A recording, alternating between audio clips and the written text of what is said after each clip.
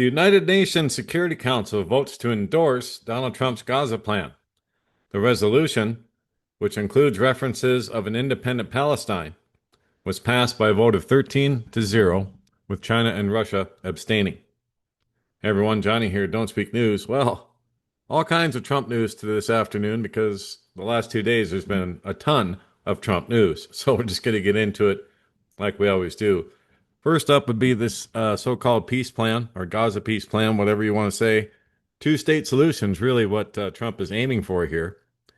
And so go look in Joel 3 if you want to see what God has to say about dividing his land. He's not happy about it. And so that's what they're attempting to do here. But anyway, this resolution did pass with Russia and China abstaining. And this resolution passed by a vote of 13-0, as we just said, is a new course in the Middle East for Israelis and Palestinians and all the people of the region alike, according to the U.S. envoy to the UN, Mike Waltz. The inclusion of references to an independent Palestine was the price the U.S. paid for backing from the Arab and Islamic world, who are expected to provide peacekeepers for an international stabilization force.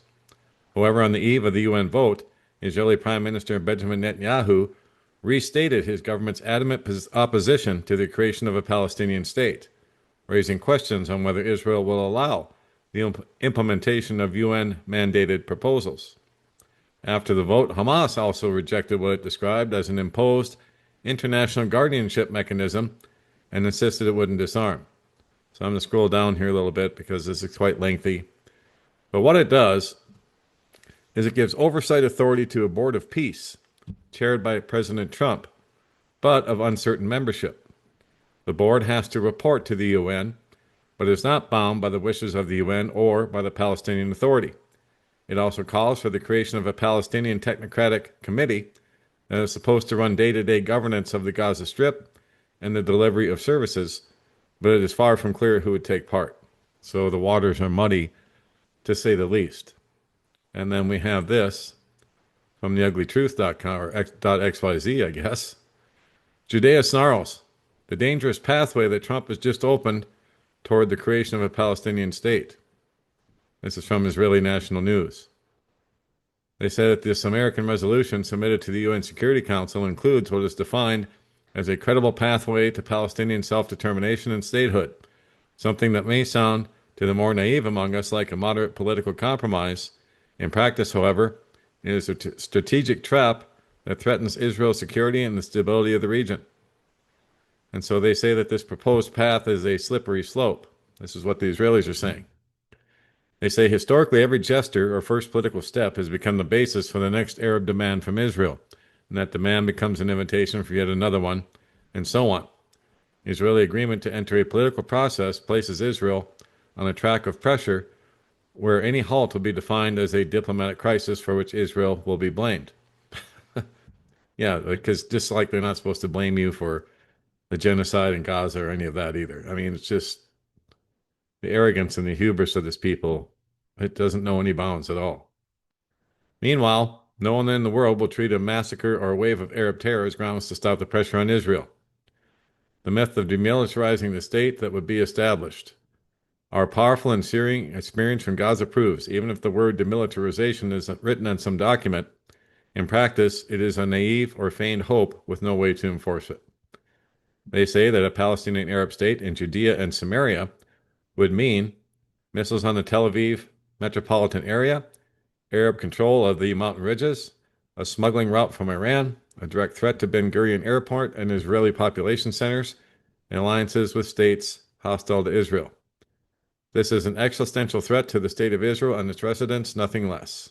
And that's what they're saying. I'll let you read the rest on your own. But it's the same rhetoric that they've used time and time again. And of course, they take the blame for none of it themselves, and they never will, because they think they're above the rest of the world. They think that their poop doesn't stink. Well, it smells pretty bad from here. So anyway, that's the latest on that particular scenario. And there's more to it than that, but I'm trying to keep this a little bit shorter, as I've been keep promising to do.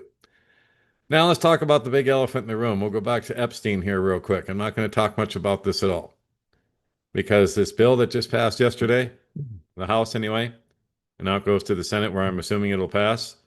It's going to pass, and probably pass with flying colors with no opposition in the Senate either, because of how it's written. The official document warns of national security concerns. What do they always do when they want to cover something up and they use the National Security Act of 1947 as their trump card?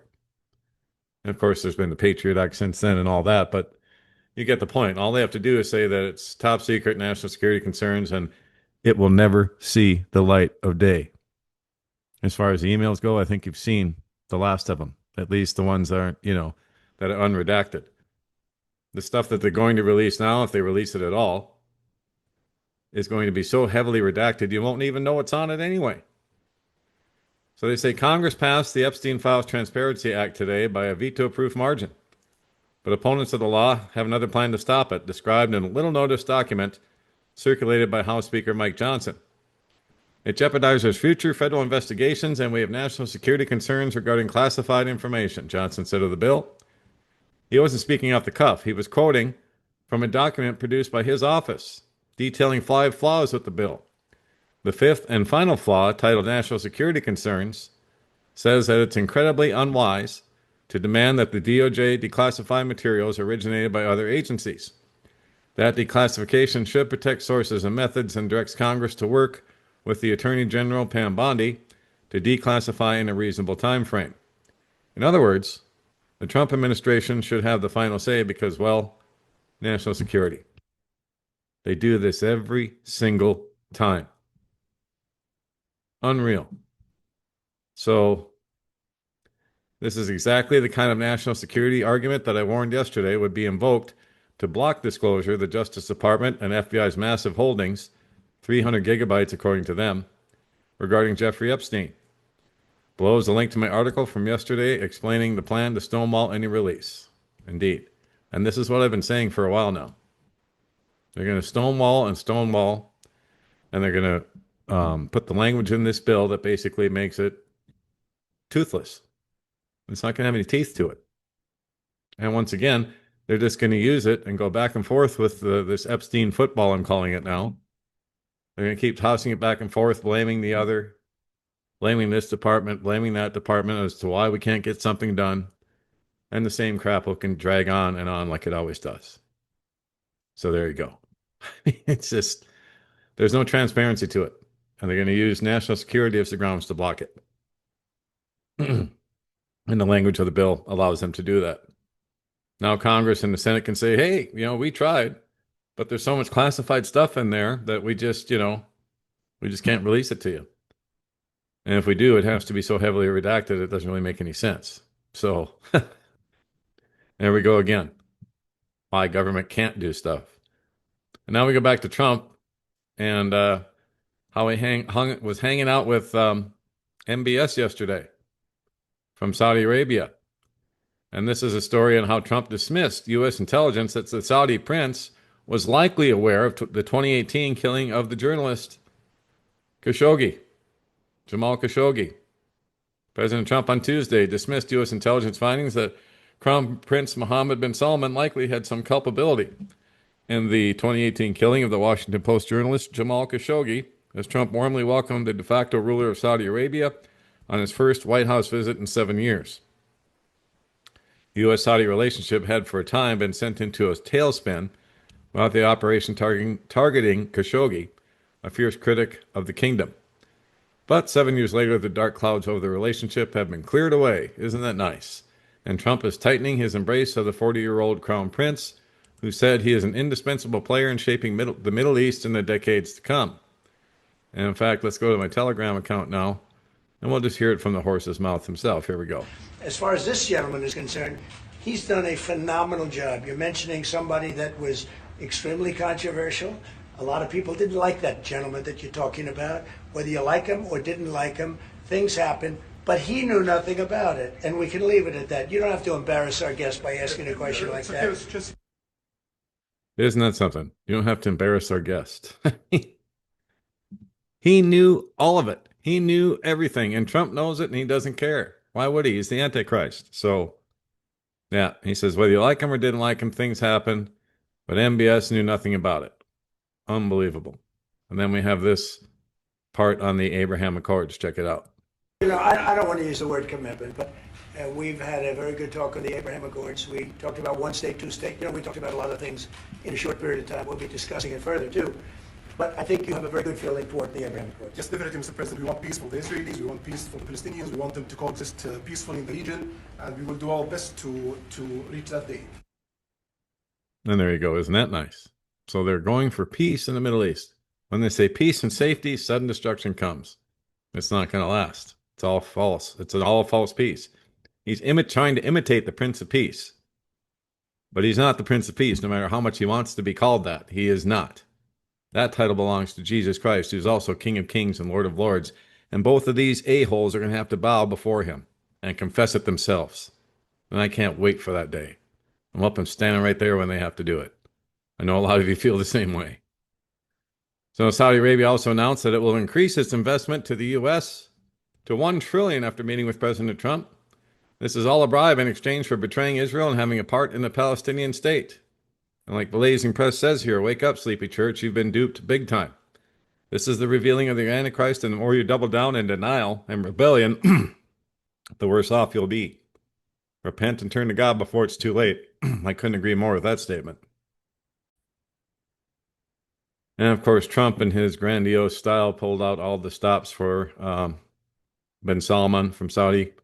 Had jets flying over when he arrived, and also had this little parade.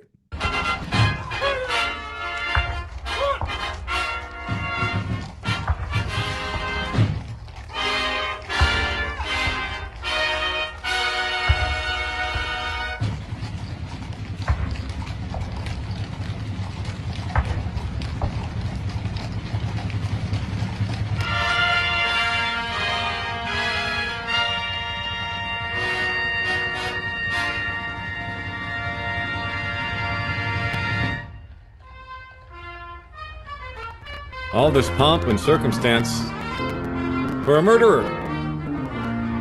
That's who we're honoring and welcoming at the White House here in the United States. Isn't that something? Wow. That's all I've got for this segment, guys. I think that's enough, right? Like I said, this Epstein bill isn't going to show us much of anything at all. I think we've already seen all the sensationalism we're going to see out of that. We just covered the Saudi Crown Prince and his visit with Trump. And, of course, the peace plan and a two-state solution for Israel and Palestinians. So we'll have to see how it all plays out. Wow, so much going on, so much happening all at once. As I always say, I'll do the best that I can, but it's not easy.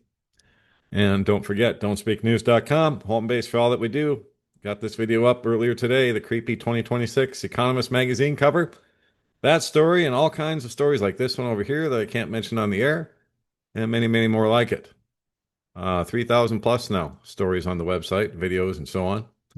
And if you'd like to contact me or subscribe to the channel, there's a subscription box at the bottom of every article. You'll also get one pop-up while you're on the website, but just one per different article that you read, but you only get one pop-up. They won't keep coming at you because I hate that too. But you can subscribe through this tab here too. Click on that, type in your email here, click on subscribe, and you'll be in. And if you want to contact me, it's don'tspeaknews@protonmail.com. And then if you want to support the channel, we're definitely in need of support, subscriptions, and all of that. Utilities are coming due very soon. The channel support tab is right here. And all the means to support us are all listed underneath that tab. And then to find us around the internet on Rumble, BitChute, and Telegram, click on that tab, and all the links to find us around the interwebs is right there. And that will be it for now. God bless, take care. Johnny Storm, Don't Speak News.